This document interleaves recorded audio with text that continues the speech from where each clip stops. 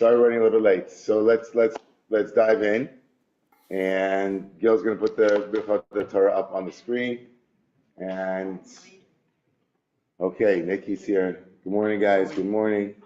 Baruch atah Adonai, Eloheinu melech haolam, she'eked Hashem v'mitzvosav v'tzivanu, v'asok b'divrei Torah. Great job. Amen. All right. Okay. All right, Gil, whenever you're ready, you can share the Torah. All right, we continue as we did last week with Simcha Sidis, and we'll see what happens. I think I made copies, but I also think there were other copies. So maybe my copies Okay, great. There we go. I'm trying to keep it to two sides of a page. I was very mocked, squeezing everything into, like, trying to get everything to one side. Yeah. Why? I want to, okay, so we could pass these along. Somebody else comes. All right. I mentioned the Torah last night from the Degel Machane Ephraim, from Moshe Chaim Ephraim of Sedilikov, who is the grandson of the Baal Shem Tov. And I wanted to continue. I wanted to learn it together with all of you. I'm not sure, some of you might already know it after last night, but I want to see it inside, as they say in the vernacular, see it inside on the page, and then see what people thought about it. And then there's a second Torah that I wanted to come to with the teachings of the Morinayim, of Menachem Nachum of Chernobyl. Thanks, brother. Good. No, everybody does. It's like a bit of a thing when you're in yeshiva. You have to remember. It's like you have memory games, and you have to remember everybody. Like baseball. Really? Yeah, it's like baseball, basically. As a kid, you knew some of the average, and then the other ones they just fucked them. Then they had real people who knew all of it. Really, I was somewhere in the middle. I was like, knew a little bit, but I also like to make it seem like I knew a lot more, which is also still the case. I know a lot less than people think that I do. All right, so they all right, let's look at the Degel, okay? Can't get rid of this thing.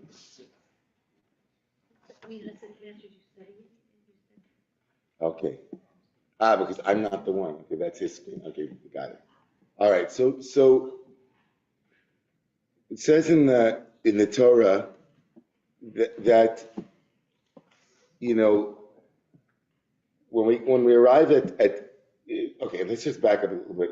So Parshas Vayishlach is basically the great denouement, the great reconciliation, or the great, the plot that began back with Jacob's buying the birthright, and his deception begun by his mother, by Rivka, to take the blessing, the beracha. Right, and which led to, of course, to the murderous rage of his older brother Esau, who, at least in the text, doesn't seem to have done anything wrong other than having been born first, being a hunter, whatever. But that plot has come, right? It's come to fruition. It's come to its great moment of reconciliation, because Yaakov was told by God to go back home. In order to go back home, he has to leave Laban's house, which he does in a way very similar to the way that he left his own father's home 20 years before, by stealing away at night. Steals away at night. Rachel steals these idols in last week's third portion, these little gods, and that's a fascinating episode we've talked about before. Laban tracks him down, says to him, "What? You didn't even give me a chance to kiss my kids, my grandkids. What kind of way is this to deal with me?" And Yaakov is actually honest. He says, "I thought it was going to be dangerous for me. I thought that, something would happen. I had to get away." And in a kind of foreshadowing of what's about to happen, they reconcile themselves. So Jacob actually finally has a reconciliation with a father figure, or somebody he's afraid of. And they make a pact. And it's called Gal Aid. It's made on stones. Gal is a heap. And the Aid means testimony. It's a place where they agree. It's a place of connection. And it becomes like a a testimonial to the power of this kind of a little bit of forgiveness, reconciliation between Jacob and someone, in this case Laban. And that's kind of the way we're the setup for now. Jacob's on the road back to Canaan. He's on the land back. He's coming back to the place where it all began, Beit El, where he had the vision of the ladder, and he's got to come home. He promised. God said, I'll bring you back here. And Jacob said, well, if you bring me back here, but also if you watch over me and you give me clothing and food, he's got clothing, he's got food, and now he's on the way back. But he has to go through Esau, right? We all know that. He has to make his way through Esau, through Esau. And so the beginning of the parsha is Jacob essentially sending malachim, messengers, to Esau saying, I'm coming home. And the only thing he says is, I'm coming back. I lived with Laban. And then wink, wink, I'm very, very wealthy. So that's the only thing he sends to Esau. And we know as a reader, he's signaling to him, I'm not stealing anything. You don't have to worry about me. I'm not on a schneid. You don't need to set up a gemach for me. And not only that, I can also give you more. I can give you money. I can pay you off. I can bribe you, right? It doesn't work, apparently, because the angels, the malachim, the messengers come back and they say, they don't even report on they don't say, I told him that, and this is what he said. The only thing is they come back, and the Torah tells us, they come back and they say, oh, we found Esav, and he's on the way here with 400 men. Yeah. Now, Jacob gets the message. He's like, oh, Gewalt. He gets so scared. So what do you do when you're scared? You go back into the ways that, you go back into your automatic pilot when you're afraid. So what's Jacob's automatic pilot? He's gonna fight, or he's gonna flight, or he's gonna fawn, like I said. So he does all three. The rabbis say that he prepares to fight. He also prepares to appease him with gifts and everything. And he's also preparing like an escape strategy, an exit strategy. So he splits the camp, and the Torah goes into great length into the splitting of the camp, and then what he's going to do. He splits the camp, and then he divides half the camp. He'll have two, and he says, I'll have shtei machanot. I'm going to have two. And then he starts praying to God. He says, Katonti mikol chasadim, mikol emes shersisa avdecha. Right? He says, I'm so. Thank you so much. I've been gornished. I'm small from all the kindness that you've done with me. I had my little shtetl. I had my stick, and I went on the, and now look at me. I'm like I'm the macher. I have mishpacha. I'm wealthy. I'm on the board. I'm at UJA. Everything. I have a named building. It's like I'm everything. Look at all the things you've done. But it won't be worth gornished. It won't be worth anything if my brother, Hatzileni nami yad achim yad Esav, please save me from the hands of my brother Esav, ki yarei anochi, because I'm terrified he's going to come and kill me, right, and my wife and my children. I have no idea. He's a murderous, the rage. So we don't hear a response from God. God doesn't say, okay, relax. I told you I was going to take care of you. Just, we have that by later on in the Torah in Exodus, when God says, when the children of Israel are also screaming out and they say, right, what's going to happen? Look at the Egyptians, they're coming, we're stuck here in the middle. And God says, tell them to, shut up and get going. So we think that maybe God would come here to Yaakov and say, Yaakov, right, don't worry, I promised you before, let me remind you, it's written over here, I'll show you the video, I said this, I'm always good on my promises, don't worry, it looks bad, but it's going to be okay. Yaakov doesn't hear a word, zilch, from God. And so that sets Yaakov into motion. He decides, okay, I'm taking everybody over the side of the river. And then a big moment happened. And that's the moment we're gonna zero in on. He takes everybody over to the other side of the river, meaning all of his belongings, all of his family, all of his the whole retinue. And then the Torah says these words. Vayivaser Yaakov levado. It's not on the sheet. I'm sorry. The only thing on the sheet is the beginning of this, chapter 32, verse 25. Vayivaser Yaakov levado. Vayavek ishimo ad alos hashachar. That's the whole verse. That verse. Vayivater Yaakov levado, and Jacob was alone, or he was left alone. Vayivater, maybe from the word yoter, like to be something extra. He was extra on the other side. It's not. We're not very clear from vatar with a vav, a taf, and a resh. He's left alone, and the word levado, for those who read last night when I spoke about levado, he's alone. But levado is also used in other contexts. The most famous prior usage of the word levado, to be alone, is not a good thing, right? What's alone in the earliest place in the Torah is, and loto heyot adam levado. It's not good to be alone, right? That's with existential and relational, and that's the beginning of the creation of an ezer kenegdo, of having somebody who's your helpmate or your oppositional, growth agent, the grain of sand in your life, that helps create the pearl of who you're going to become, levado. Vayavek ish imo, and an ish wrestles with him or has a dust up with him, what do we would say? The word avak here from the word lashon, from the lashon of dust. Avak meaning they had a dust up. Dust was flying everywhere. Wrestling match. Ad alos hashachar, until dawn, until the rising of the dawn star, until Shachar rose. Okay? Now, this is the verse in which the Degel Machaneh Ephraim is going to expound upon, and he's going to base his exposition. Again, last week we talked about for some reason I'm unable to let this okay go. Okay. No problem. We need to understand, before we go to the Degel, right? When I say Degel, I realized last night that I said Degel. I kept saying Degel, Degel, Degel. Nobody knows what Degel means. Degel means a flag, but it's the name of the book, Degel Machaneh Ephraim, written by Moshe Chaim Ephraim. His name Ephraim is alluded to in the name of the book. And it's a verse from the book of Numbers where they talks about the different flags, right? Every tribe had a flag when they were in the camp.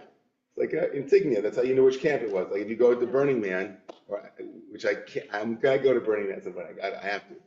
But like every camp, I'm sure has maybe I don't know, but they have they have a flag. Romemu flag is there. This is the tribe of Romemu, the tribe of Walco, the tribe of Antine, and so you have like flags. So there was a flag of the camp of Ephraim, and he was known just as the Degel because it would be a mouthful to say the entire name of the book every time. So he's going to base his Hasidic teaching on an incredible midrash, folktale, exposition from an earlier generation. Again, the great corpus of midrashic material is in the first millennia.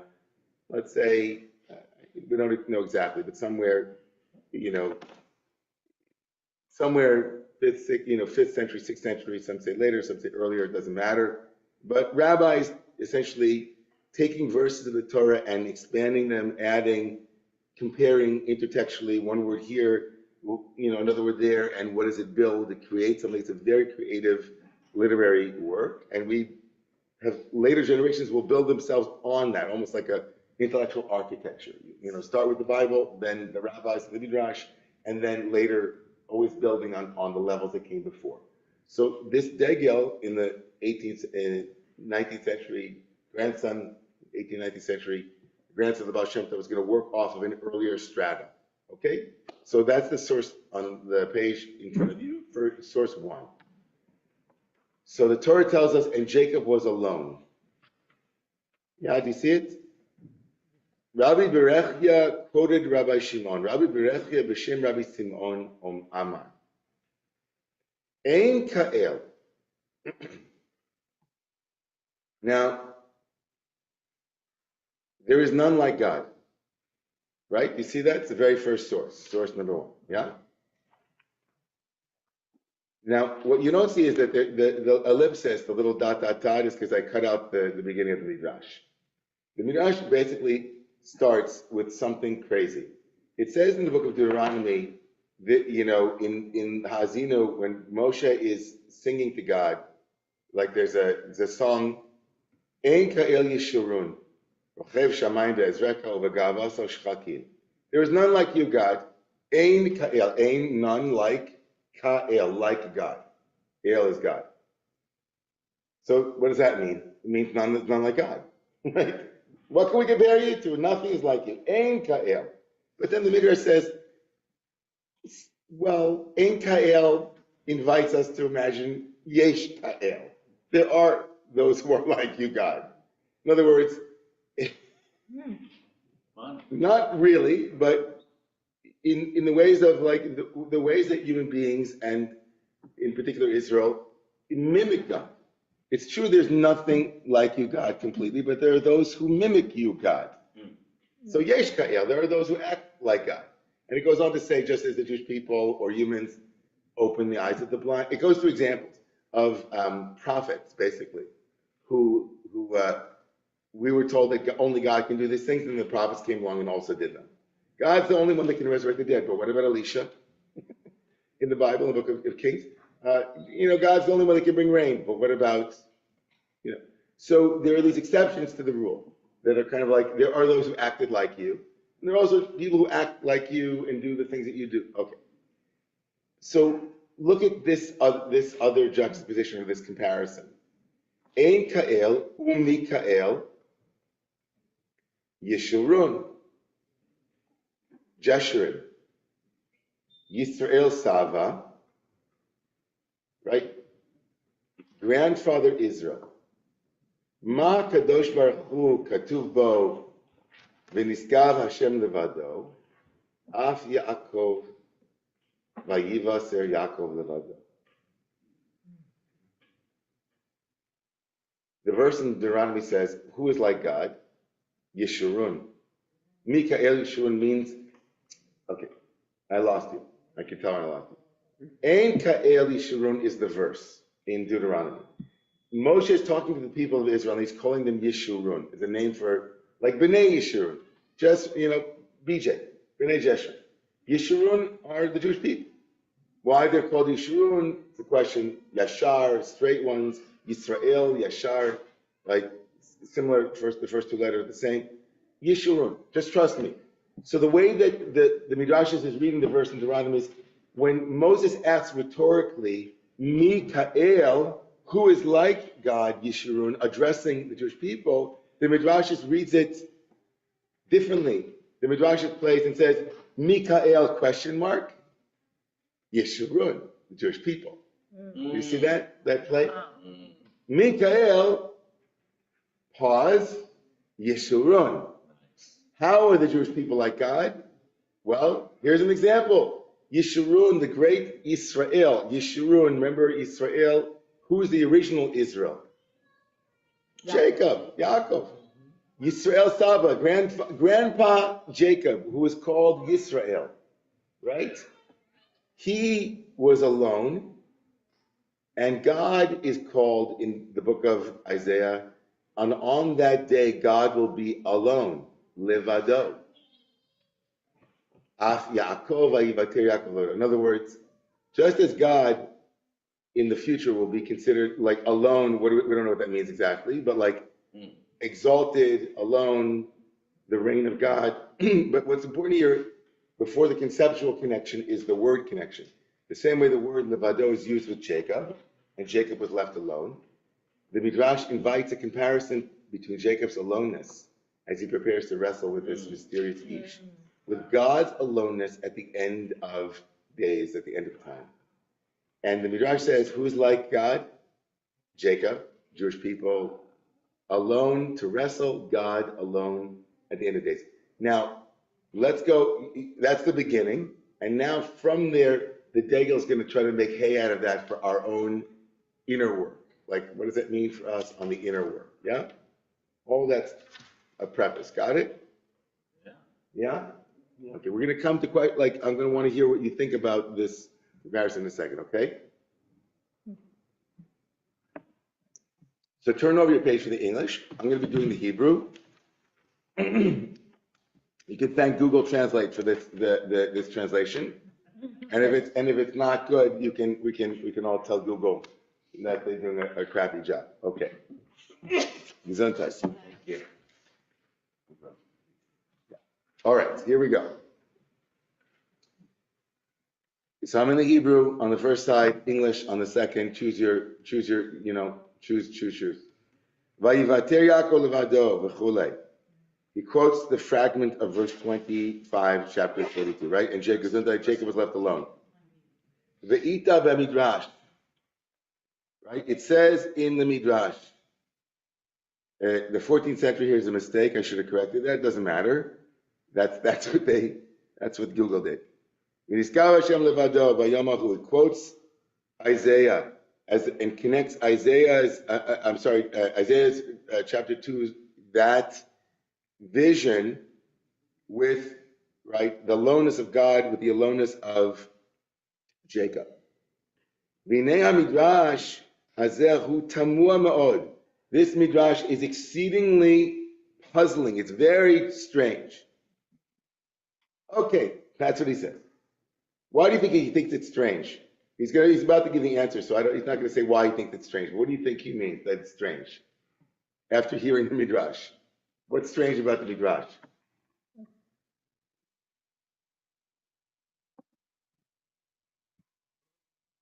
Can you give us a hint? No hints. The fact that it doesn't strike you as puzzling is just a testimonial to your all advanced, Kabbalistic understandings of the universe. So what's the connect? That's a hint. It's strange because it's comparing a guy to God. And what's the connection between the aloneness of Jacob as he's standing here, other than the textual link, or the one is alone? It's the same. This is a common way of interpreting Torah. If one word is used in one place, you then can schlep the conceptual, the neighborhood over to the other neighborhood and back and forth. They go in both directions, a bi-directional schlep. It's like levado here. Which one influences which? Right, but they're both levado. Bi-directional schlep. That's yeah. So that's my band. And so you have this word, but what's the connection? The Degel's like, what? God is alone on that day, and Jacob is alone. But Jacob was about to wrestle with an angel.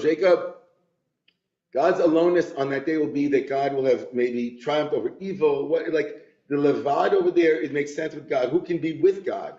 Of course, God's levado. Since when is God not levado? When is God not alone? I mean, God lives alone. Or with everyone. Either God. All one. So, in Chabad, they say, in Chabad literature, often in Lubavitch literature, they'll quote this phrase that God wants to live in the lower worlds. And the phrase is dira b'tachtonim. To live, ladur, is to live in the tachtonim, in the lower world. Tachton, tachat, but dira also means in modern Hebrew an apartment. So it's got to be a very big apartment if God wants to live down here alone.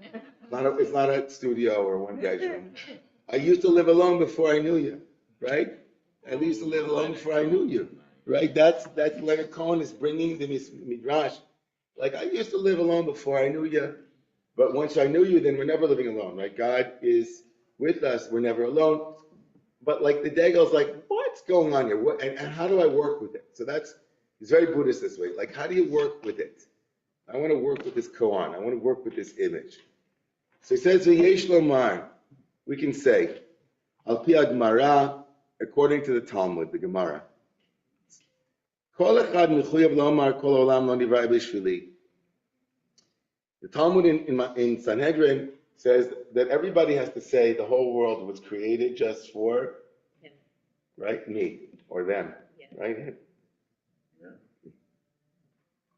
Hinei kishenasim lev al divrei Gemara zu hu musar gadol v'derech yishar lehadrachas ha'adam. If we place our hearts on this Talmudic teaching, it is great musar. It's a great teaching, practical, ethical, moral, and great advice on how to live your life. It's great direction or instruction for the person. It's a great dharma. When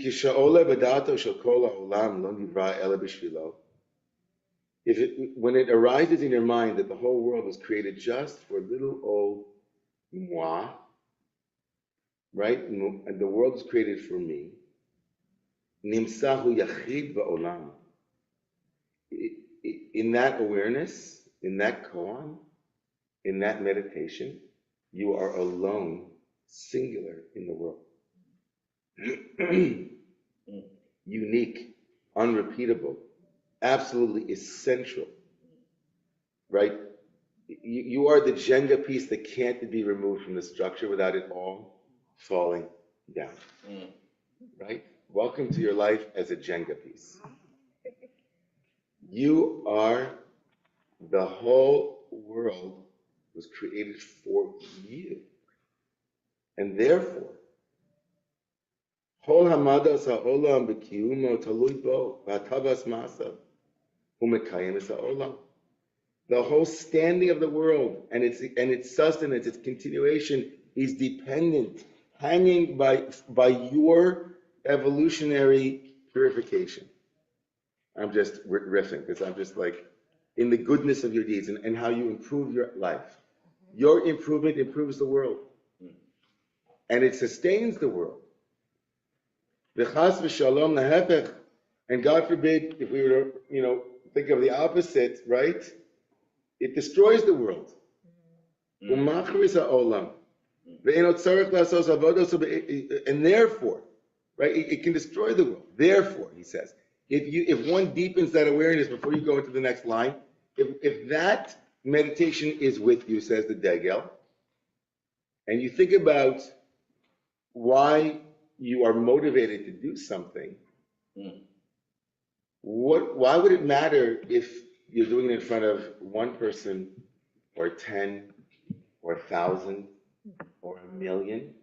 If the whole world is created for you, says the Degel in his rendering of this important teaching, the intrinsic dignity, as Rabbi Yitzchak would say, but more than just the dignity of the individual. The whole world was created for me. In the rendering of the Degel is not just about not only about your importance, not only about your dignity, not only about your unrepeatability, but also about the hierarchy of human value. There's no one more valuable than you. So no one's opinion about you, no number of people that like you or don't like you or think what you're doing is right or wrong, who cares? God said, the whole world, I'm giving you the keys. You don't have to ask. Just sit with the fact that what you're doing has cosmic significance. So how can somebody add infinite, when it's infinitely valuable what you're doing, how can anybody add value to infinite value? If you meet the Buddha on the road, kill him. Yeah, and if you're in a stadium in front of 1,000,000 people, 70,000 people, it's not any greater to the work of your life than being alone in your on a side street, nobody's watching, and you do something. Like what's the difference? This is God who's enunciating all this. This is the Hasidic master who is elucidating and pulling together these pieces for his take on the verse in the Midrash. What's his name? The civic master? Moshe Chaim Ephraim of Sedilikov, who was the son of, he was one of two sons born to the daughter of the Baal Shem Tov. Baruch of Meshbush. Okay, so let 1 second. So it turns out, with that, Eino tzarich lasos avodos be'eze pniya sheishavchu b'nei adam o kayotze b'zeh ki hu ikar ba'olam b'chol olam tefilin rilav Eino tzarich lehem rak kulam tzrichim lo. Says if that's your mindset when you're serving God, or serving love, or serving your family, or going about your daily life trying to be, a little bit more refined, a little bit more evolved, a little bit more loving, a little bit more conscious, a little bit more connected, if that's your kavanah, and that's your awareness, then the whole world is beneath, is less important than the work that you're doing, because you're remembering the world's great for me, right? So why would I need, everything else is tertiary, it's secondary to some extent. You can cut those cords of dependency on other people's eyeballs and attention, and whether they're going to praise you And so it cleanses your motivational, the purity of your motivation becomes clarified. It's less about the ego and more about a recognition. And it's ironic, right? Because the whole world being created for you might tend to an egoic stance. But he's avoiding that pitfall here. You know that I said it last night, there's a Hasidic teacher, there's also a Muslim teacher, not sure which one began this practice in Chabunim or Yisrael Salant, to have two little notes in your pocket, right? There's one person I know who has tattoos on their arm, and it has the notes in tattoo form. The world was created for me on one arm, and I'm nothing but dust and ashes on the other. And knowing which one of the pockets to reach into at a different moment, right? You know, ich bin garnished, I'm nothing, so that can lead to despair and a sense of futility and agentic paralysis, right? I can't do anything, what am I going to do? That's when you need to take the other note and say, B'shvili nivra olam, the whole world's created for me. And then when you feel too inflated, too self-centered, you take out the other note. Who's going to remember me? You know, if my kids remember me, I'll be lucky. You know, it's like, how many do we remember? And how many billions of people have lived before us who thought that they were the whole center of the universe, and their entire life, at every micro moment of their ups and downs and things they remembered, all the big insights, garnished, nothing's left over. Even like, you know, President Obama, how many people think about President Obama? He's living. I don't think about him. You think about him? How important is President Obama? He's the most famous person in the world. And how often does he come into my consciousness every day? Never. I think about even my teacher, Reb Zalman of blessed memory. I think about him all the time, but like in the sum total of his 89 plus years in the world, and you took all of those moments together, right? Like, you know, how many billions of people never heard of Reb Zalman? Billions. And the Buddha, I mean, like, you know, as famous as you get, I mean, probably most people have heard of Jesus at this point. But like, so you have this duality, you have these two mindsets. But the Degel's not interested interestingly enough, in the other. He's not worried about a lack of humility here. He wants to use the world was created for you as a way of reminding you to disengage from what he calls piniot, like where you think the other person's opinion, it becomes part of your motivational structure. Like the reason to do something is because of what people will say, or the reason not to do something is what people will say. And he says, if that is your kavanah, that is your intention, then what's left is God alone. That aloneness of the individual practitioner helps to lift God up from above all other reasons to serve God. You see? So the God's aloneness here is not existential aloneness quite that way. It becomes, here are the 50 reasons why I'm doing something. But when I remember my own aloneness, meaning I was created by God and the whole world is, as it were, tafel, like, you know, is I don't need it in that way, it's approval. And then it purifies, and what's left is v'niskav Hashem levado v'yamahu. And on that day, God is elevated. The singular reason why you might do something is because of divine motivation that pulls you, and not for kavod, for honor, for glory, for human, like that. That's his. You see what he did there? Let's finish the piece, and then we'll finish it, okay? And then we'll talk it over. So in the piece, kishezocher bezeh, ve'az bevadai hu oved Hashem levado, b'li shum bilbul v'irev machshava p'nei acheret. If that is your motivation, then on that day you serve God alone, without any confusion or intermixing of thoughts and alternative motives. And in that way, you nullify what he calls bitul kol haklipos, nichnaim tachas yad kedusha, v'ashchina kivyachol. In that way, you nullify the shells and the husks that become subdued under your holy hand and the shechina. Meaning, that is a kavanah that helps cut through all of the ego garbage that gets in the way of why we want to serve God or why we want to do anything in the world. Remember, right? You're that important. And no one else actually, in their opinion, in that way, should mix in, or the desire for their approval or their confirmation. V'yesh lomar shemiramez hamidrash vayivaser Yaakov levado. That is what is the meaning of the midrash recorded above.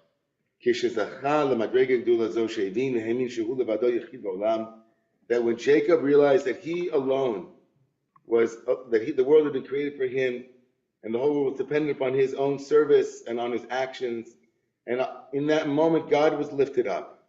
V'niskav Hashem levado.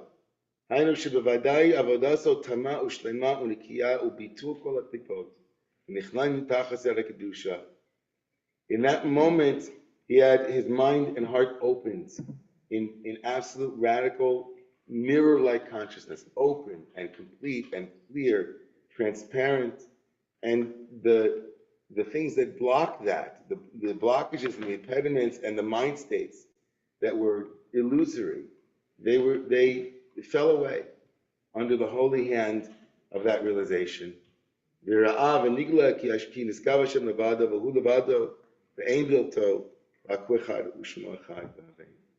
that moment, God was also elevated in a pure way above all of the other motivations that might motivate someone, and Jacob logged on to that frequency and understand that. Okay, so I'm going to open it up a little bit for where this lands.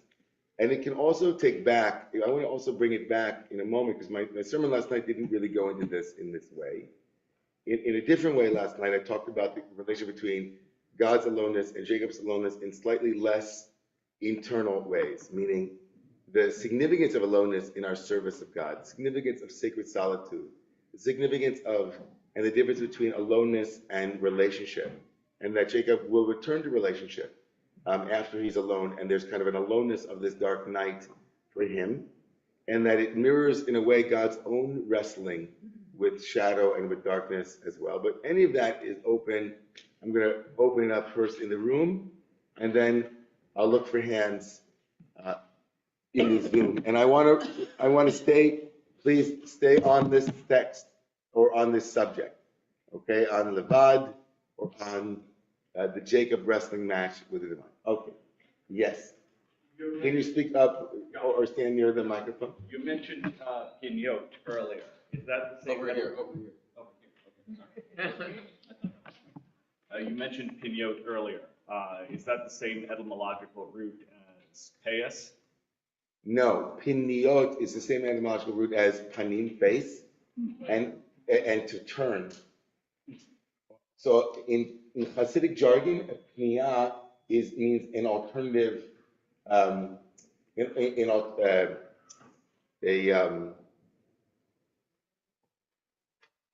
ulterior motive. And by ulterior motive means when you turn away from God towards that motive. Like to do something for ulterior motives is a piniya. It's like you want it, I made the kiddush because I want everybody to know that I'm a macher, like I'm an important person. I'm shuckling because I want them to think that I'm very frum, I'm very religious. I shuckle, I sway when I pray. That's a piniya. Like any mind structure or motivation or thought that comes in that directs us away from the more pure, quote unquote, intention is a piniya, and it's not negative per se in Hasidus, but it has the valence of a distraction. And ideally, one learns how to work with your piniyot, with your turnings, and turn back, towards the goal. Thomas, loud enough to hear in here, please. I'm going to relay it. Relaying Thomas. So much when I hear about the aloneness, even if it's all one, or even if it's that 1 minute, there's so much teaching about, certainly what I've learned more and more, especially this year, that anything that matters, we cannot do alone. Right. Thomas is saying that we hear so much about aloneness, but the more his own experience is that we can never do anything alone, and so we need to help and to be helped. We need to help and be helped. And Jacob especially, I love him because he's a twin, like he was never alone. Jacob was never alone, and especially Jacob. So he was wrestling From birth. He was wrestling. And so one of the teachings that reconcile this radical mutuality with this radical aloneness? So the teaching is about radical mutuality and radical aloneness. So it's really a great question. So the wrestling is not, so it's funny. And Jacob was alone. How alone can he be when all of a sudden, within the same verse, he wasn't even alone for a verse. Like he's alone, and then within 3 words, there's a mysterious ish, a person. So as I said last night in my sermon, no one is ever purely alone. We always have a relationship with the inner self. We have a relationship with God. We have a relationship with the shadow. And so Jacob alone here might mean that Jacob was alone without all of his defenses, without all of his stories, without all of his titles. Like he was alone so that he could now finally not be isolated. So like, there's a Rabbi, Shmuel Klistner. Every year I mention his book, Wrestling with Jacob, which I find to be one of the most moving analyses of the Jacob story. It's literary, it's psychoanalytic, it uses wordplay and Freudian ideas. So he says that the word to be left alone here, vayivater, only appears in this form, but there's an earlier form of the word, but it's not with the letter vav, but with its oral A-U-R-A-L homonym. It's vayivater, but with a vet. And there, a vet means to split. And he conjures a beautiful idea that to be left alone here, the word vayivater, if it is connected to the earlier vayivater, but with that letter change being insignificant, is that he was split to be alone. And that would then invite us into the Midrash that says that this identity of the one that he wrestled with was the angel of, or the archangel of his twin brother Esau. And that what Jacob was wrestling with, which is already, this is a 1,500-year-old tradition, that he was wrestling with his own brother in an angelic form. And that this becomes the prerequisite for the wrestling match with his actual brother, which he anticipates will be a wrestling match. But what's also interesting is that this Vaye'avek, that he wrestles, when he finally does meet Esau, the text tells us not Vaye'avek, that they wrestled, but Vayichabek, that they hugged. And so this prior wrestling becomes the later hugging. And that this conflict becomes, first and foremost, resolved in whatever way it resolves, in the way that Jung would say that whatever we don't work with internally becomes met by fate.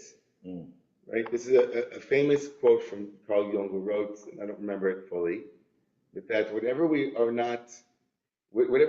don't meet on the inside, we meet outside of us as fate. And so he wrestles internally with this shadow, because what's the great story that overrides, now we're back in a literary analysis and not in the Degel, but what is the great overriding question of Jacob's life is, how could he stand to impersonate his brother and receive the blessings of his brother when his own father asked him, what is your name? And he said, I am Esau, your firstborn. And that hangs over the character of Jacob's entire 20-year exile. And it reflects its way in fate by thinking that he was marrying one daughter, and in fact he was marrying another daughter.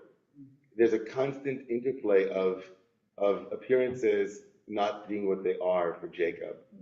And Jacob will continue to run away from the surface of the face of life, until he stops running away and faces life. And so the place in which he finally wrestles with his demons becomes the place called the face of the place, the place of the face of God. I see God's face because now Jacob had the audacity to show his own. And because he could show his own face and not have the face of his brother, because they didn't have the same fate or face. And that's the overriding wound of his life. So he finally is asked by this. It's almost like if you can imagine Esau, they're wrestling, and and light is about to return, right? That's why it says until the dawn, because of course shadow can't live where there's light. So Esau's angel says, you better let me go because now light is coming. And the way Jung would, of course, analyze that would be, of course, now consciousness is coming, that which has been unconscious for so long. And so what does Esau say to Jacob? Jacob says, I can't let you go until you bless me. Right. Now, that's clearly, in Shmuel Klistner points this out, and obvious, like clearly Jacob is living with the fact of that moment of blessing. Like, I don't feel like I was blessed. I took someone else's blessing. So he's working it through in his own mind, and it's with Isaac. But then Esau says, so maybe he thinks this is Isaac and not Esau, right? Or maybe he wants his brother to finally bless him. So his brother's angel says, I'm not going to bless you until you tell me your name. Mm. When you tell me your name, then we'll see what happens. Mm. You want a blessing from me? Tell me your name. Hagida Nashmeh. So Jacob, what does Jacob say? He says, my name's Jacob. So okay, now give your name. Right? And by the way, this is Shmuel Klistner's insight. None of this, just so you really know, it's not all from Shmuel and from others.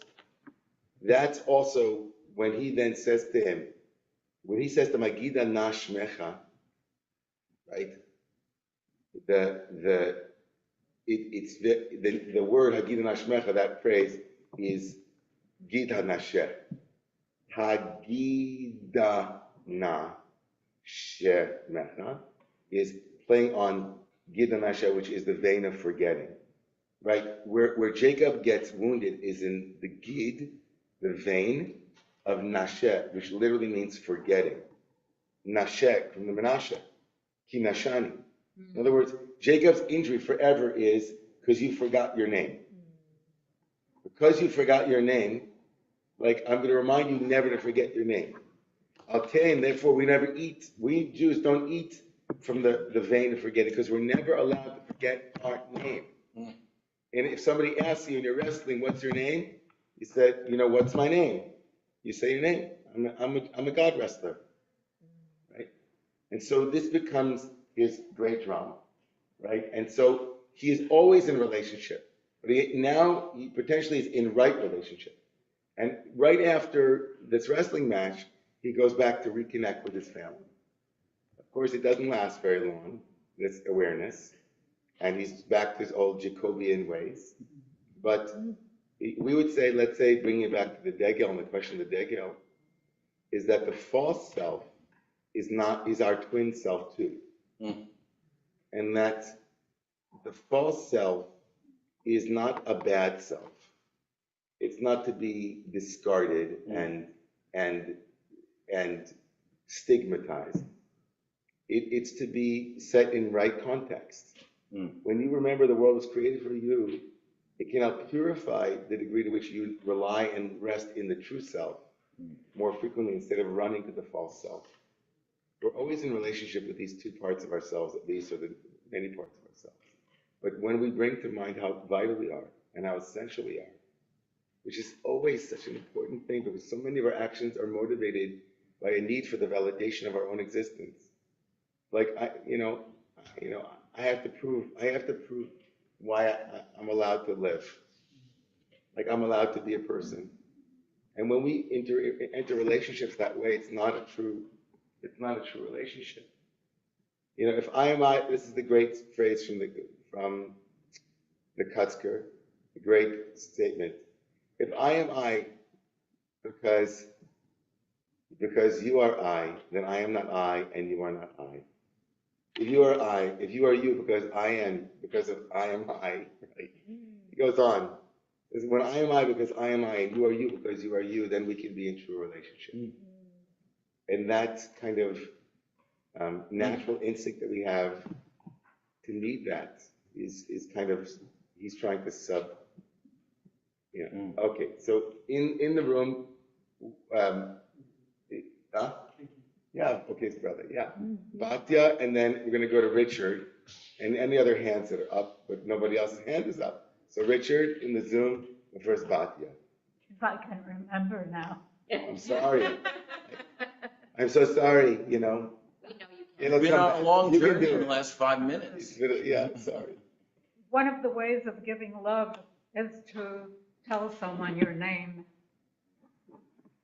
Just being able to say, I am Yeah, we talked. Betty, I am. Diane, Batya, So on.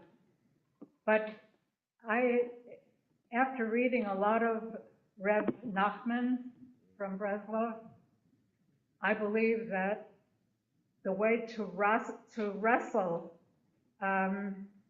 what you want is prayer. Prayer is a wrestle to really take yourself out of your private little thoughts, the intellect wrestling with your feelings and your body and so on and so forth is prayer. And that's one of the ways of connecting with Hashem. That, for me, that's the only way of connecting.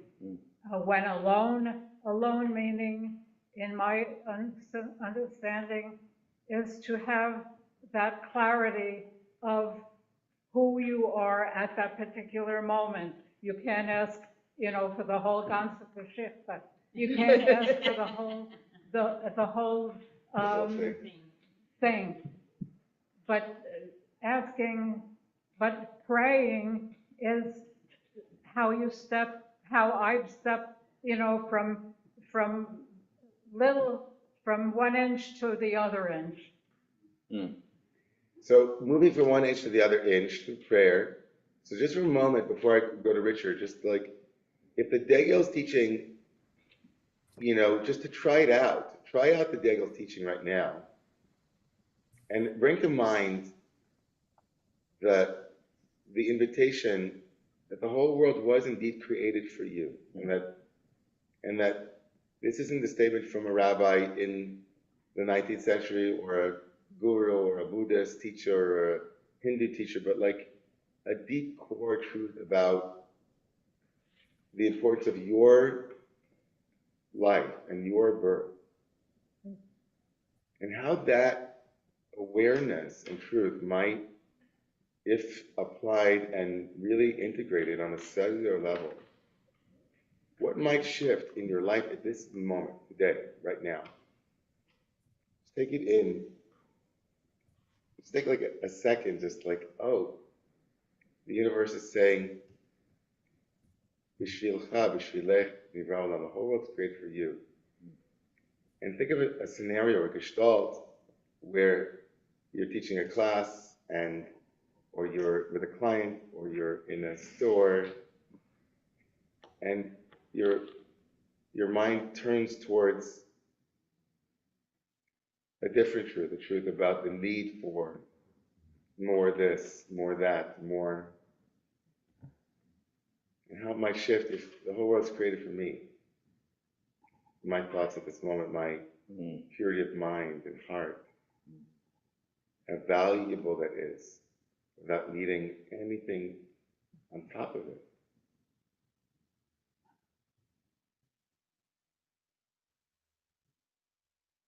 Different, right? Maybe. Don't answer that unless it's true for you. We're just gonna invite Richard and anyone else. After that, Richard, go ahead, brother. Rabbi David, I understand your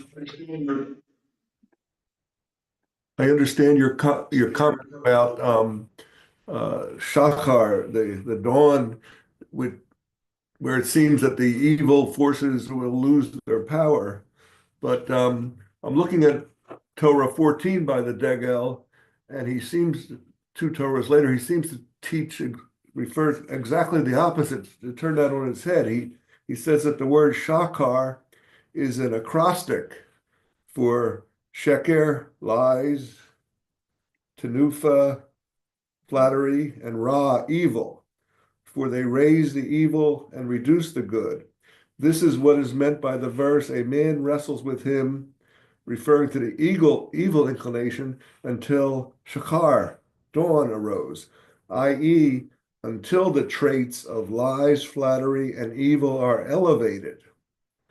So I'm reading that Right. as So, the opposite, unless I'm yeah. misunderstanding. No, I wasn't implying the degel from the next Torah. The last Torah that I was going to teach today on the sheet. It's from a different Rebbe, the Morinayim, from Menachem Nochem of Chernobyl.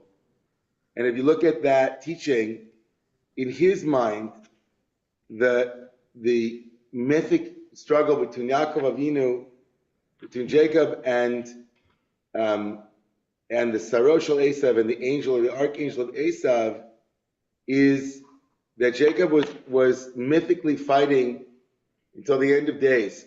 That his war with evil, as it were, embodied by Esav, essentially, is until evil has been, until the Shachar, meaning until Mashiach comes. He reads it as that Jacob was doing some spiritual work on that plane so that future generations that would have to always be at war, as it were, or in struggle for the clarification of goodness, that work would be partially done, but it doesn't come without an injury, because to engage with the dark and the shadow always gives us a primal wound, but that in the Morin Ayim's reading, those who want to see it in the Hebrew, I can translate it quickly. It says, "Vayar ki lo yochalo," that the angel saw that he could not overcome Jacob. Nisabek imohu al kol ha'ma'oros v'inyanim v'haragos hadoros ha'atidim latzeis mimenu. Shetikin lanu Yaakov v'inu alav hashalom ha'yidei ha'milchama she'aya lo ito shemachmas godol kishrono natzach v'hasitra achra. And that Jacob was stronger than anything that would be in the future, and so he used his strength at that moment to diminish the power and the dominion of evil that would nonetheless endure for generations to come. But Jacob wounded it, and so evil also was limping, as it were, right? Ve'atem b'nei Yaakov lo chilisem v'tzalamar al yidei she'atem b'nei Yaakov shenitchazek me'od. We are the children of Jacob, and through Jacob we were strengthened, right? So that in the future we would be able to struggle with evil, but we were ourselves not be destroyed. We would always be able to bend the arc of justice towards the good. And that Jacob, in the mythic understanding of this other Hasidic Rebbe, could see till the end of generations and helped that process along. Now, again, and he quotes the verse in Isaiah, "Az yibakak hashachar orecha," that the word shachar, which means the dawn star, will, then in the days of Mashiach, chapter 58 says, at the end of days, in the eschaton, our light will go forth like the light of the Messiah. But again, in the rendering of the Degel that you quoted, Richard, that Jacob was wrestling with the forces of lies and chanifa and deceit and evil, means with ourselves in our own shadow that want us to present ourselves in a particular way. And so in the Degel works from within the psycho-spiritual of the individual, working within our own darkness, our own inclinations towards lying and deceiving, and the quality of bringing light to that will help, through this meditation, will help us work with that, with those inclinations. But in the Chernobylers reading, Morin Ayim, this is a mythic struggle that our ancestors did for the sake of the future, happening on like an archetypal plane, whatever it might be. So I think those are two different Torahs, but I thank you for bringing it. Yeah, Lori. So is it always like a balance between that the world was created for me and that we are all one? Like, is there something like is that? Yeah. So right. So how do you work with the world is created for me on the one hand, and that teaching, and the teaching that that there is no hierarchy, there's no high or low. We're all, in some way, all created with the exact same intrinsic worth. And so Also, that just we're all a part of God, like we're all part of God, right? Like, you know what I That mean? one Like, wave is not greater than another wave. We're all. I don't know, I'm not even going there, but just the idea that like we're all one, like we're all part of God, you know, like we're all one, like so. The great truth about that great realization, though, is undermined by our own comparative mind. And so in comparative mind, we do create a hierarchy, and we ourselves are often separating ourselves out and either making ourselves lower, and therefore the power of the other then gives us power. Because I'm lower, your opinion matters so much. So then, right, in that moment, comparative mind empowers the other to then give me what I already have in the illusion that I'm lacking it. And so you can give it to me. And so when we play that game, we then say, if you praise me, then I do feel good. Because clearly praising myself or having God's praise is not enough.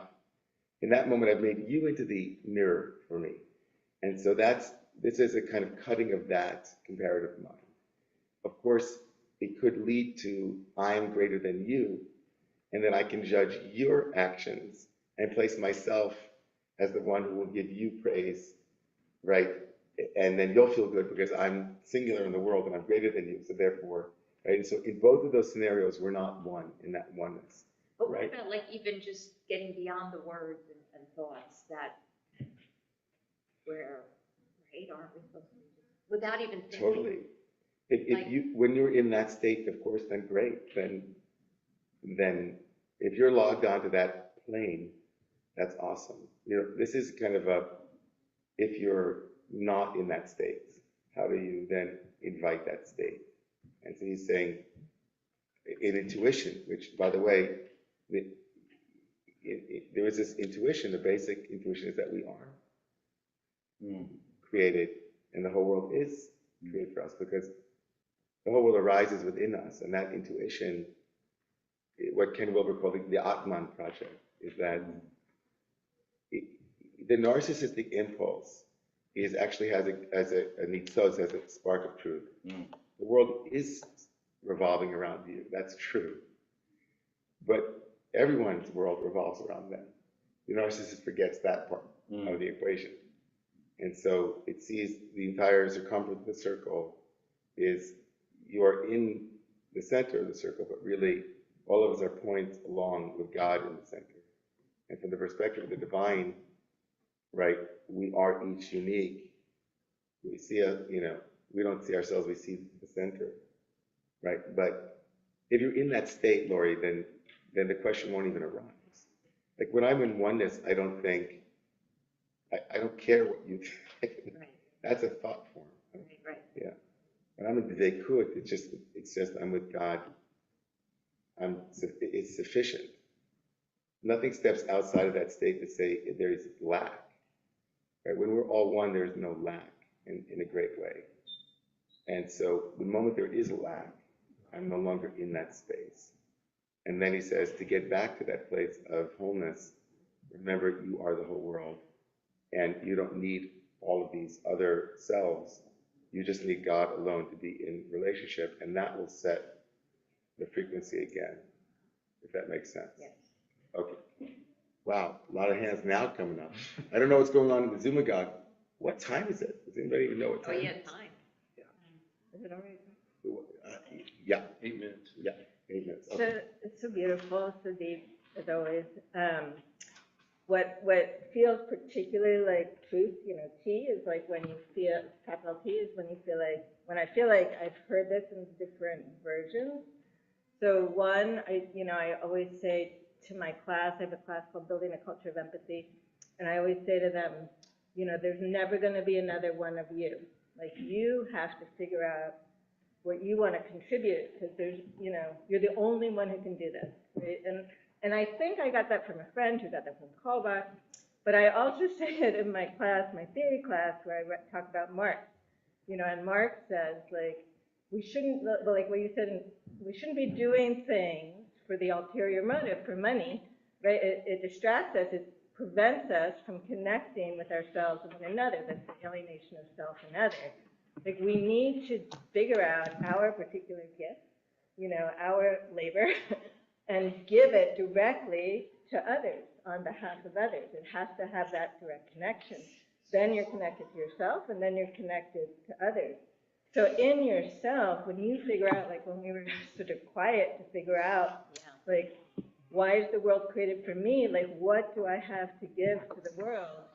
It's like what Thomas is saying, like, you're not actually alone because you're alone. You're alone, yes, in terms of your creative gift, but it's on behalf of the world, whatever that gift is and whatever you need to contribute. And in that way, the other's opinion, if it's a reflection of the true self, then it's lovely. If it's not, then you wind up living your life because others thought you'd be a great doctor.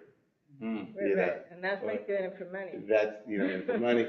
So right here this morning, folks, Marx meets the Degel in a remarkable embrace between, Karl Marx and Moshe Ephraim of Sadilikov.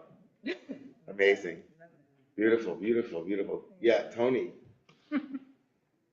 There are two in the East and the West.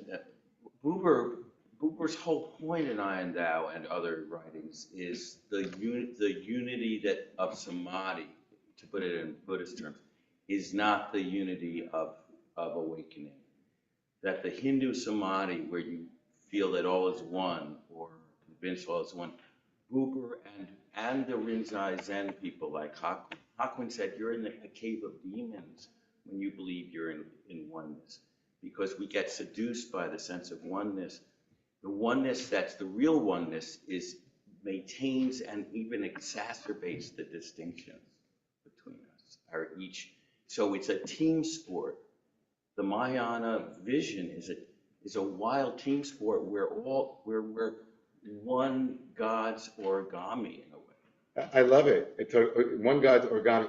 I love that whenever we bring in Zen or traditions that literally wrestle with oneness, right? How oneness splits to two very quickly here, right? This is kind of like, and Jacob was alone in the beginning with the Tao, and then right? So, and then all of a sudden there's a wrestling match.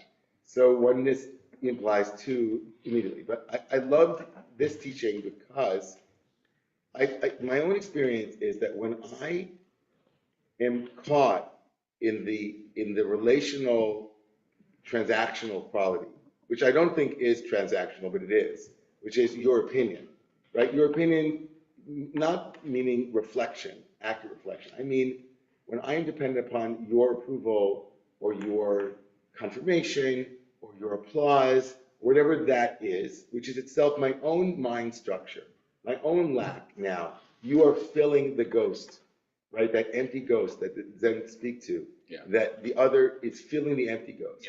Then I am setting you up as an object to fulfill my wish, which is, please affirm my being.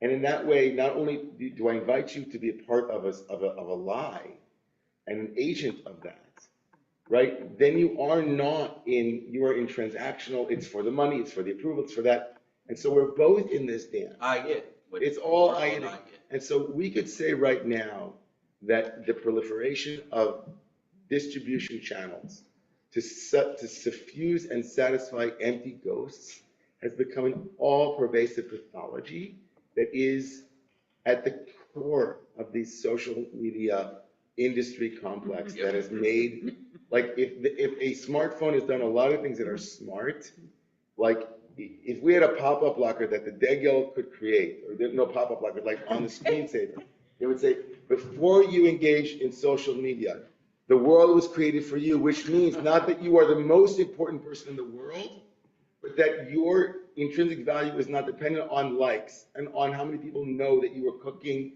a great dish, right?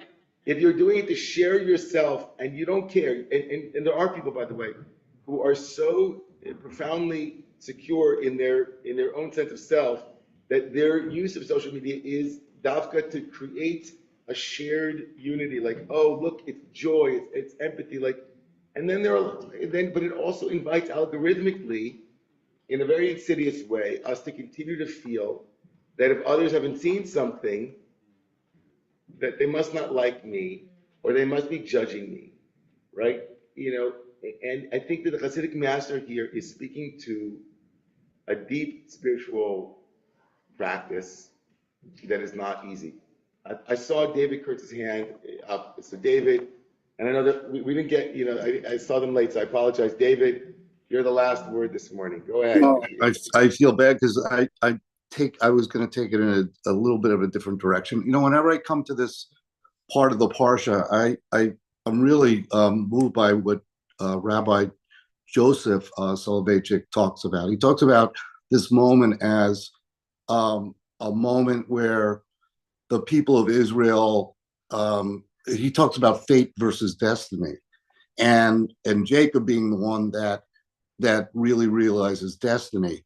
And I never thought of it this way, in the sense that I am nothing but ash and dust is fate, and the world is created for me is kind of destiny. And so, you know, it was just interesting. I thought I'd introduce that as another way of thinking about this whole thing. So great. Yad and Goral in Rav Soloveitchik's